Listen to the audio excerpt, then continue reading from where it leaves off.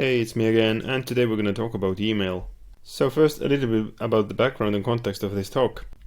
These are some of the requirements that we set for our hackerspace. First of all, we wanted to have individual mailboxes, so people would have at least the option of checking mail by themselves without spamming their personal mailboxes. We also wanted to implement a shared mailbox, which would be primary contact for reaching our hackerspace. And having had some experience with postfix and Dovecot, we really wanted to avoid never-endless tweaking of the email system.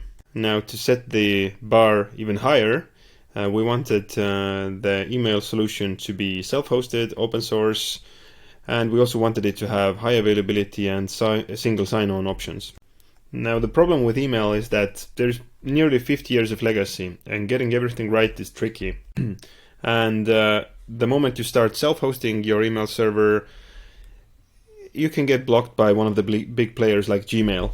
So in most cases, what you really want to do is offload email to an external party like Gmail itself. However, there are still many scenarios where you need to self-host email, and unless you want to resort to Exchange, I've got an option here for you. So our current email stack is based on WildDuck. The cool thing about WildDuck is that everything pretty much just works. WildDuck stack is written in Node.js and uses MongoDB for persistence. There are multiple high availability options. There is a WildDuck webmail as well, and it integrates well with our single sign-on setup, which we discussed in one of the previous videos. And the WildDuck stack is used and supported by Zone Media, which is one of the biggest web hosting companies in Estonia. So let's take a look at the components in WildDuck stack.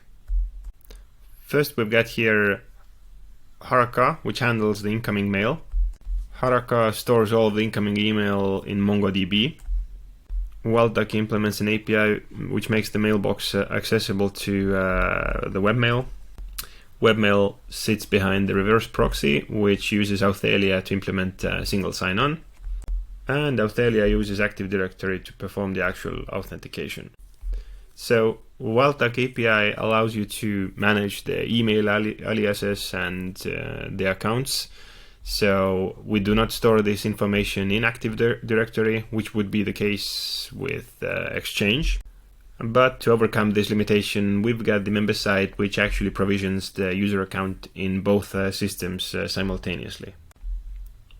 The WildDuck webmail implements a mechanism for generating application-specific passwords, which allows you to easily integrate the email client on your mobile phone, or let's say on your desktop if you use Thunderbird or Evolution.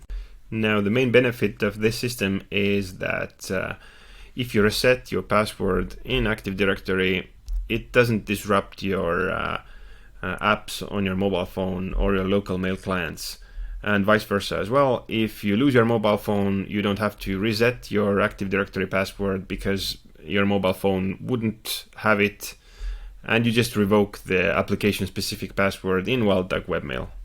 So this is a setup that works particularly well for bring your own device scenarios. So basically the point is that the computer that is used to access the mailbox doesn't necessarily have to be joined to our Active Directory domain. And what I like in particular about WildDuck is that the mail forwarding can be configured in the web interface.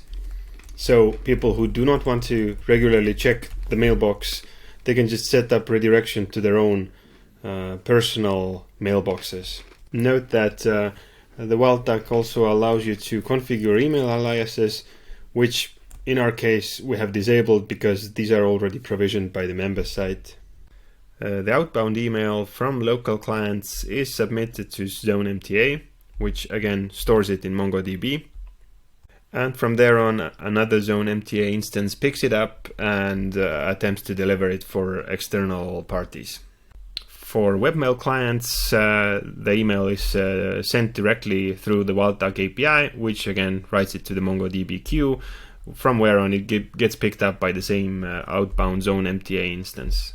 Now, let's talk a little bit about email security. Again, this is never-ending cat and mouse game, which is particularly hard because in case of email, you need to retain backwards compatibility with older deployments. So the first mechanism that you want to have enabled is transport layer security, which protects the email in transit. Enabling TLS also prevents the Gmail from showing the red padlock, which again makes your email look more trustworthy. Now, the second mechanism I have listed here is the sender policy framework. SPF is the very first mechanism that prevents others from impersonating your email server. SPF works for many scenarios, but the moment you start forwarding email, it's not enough. Now, for that reason, domain keys identified mail was introduced.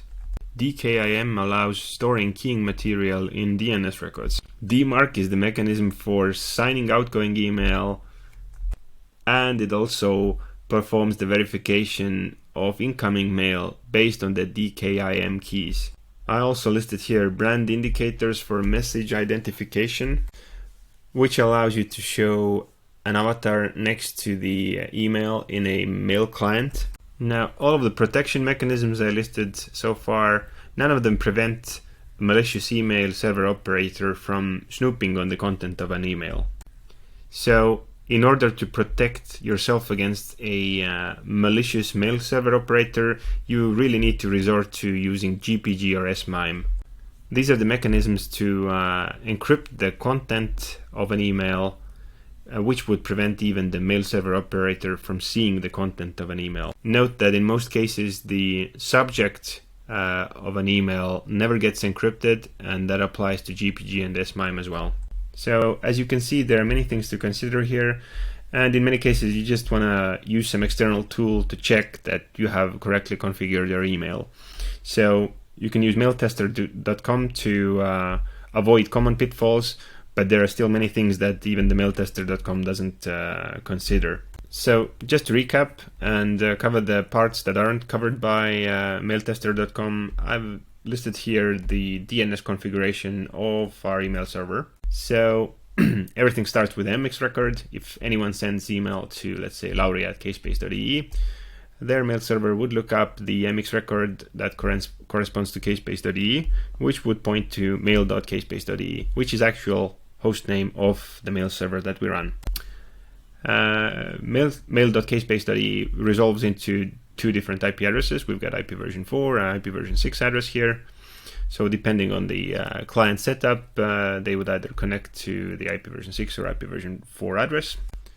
The SPF record for kspace.ee domain would allow only the email servers listed by MX record to be permitted to send email. Everything else should be dropped according to this SPF record. Now, I've also added the wildcard record here, which is a catch-all for anything that is subdomain of kspace.ee, like foo.kspace.ee.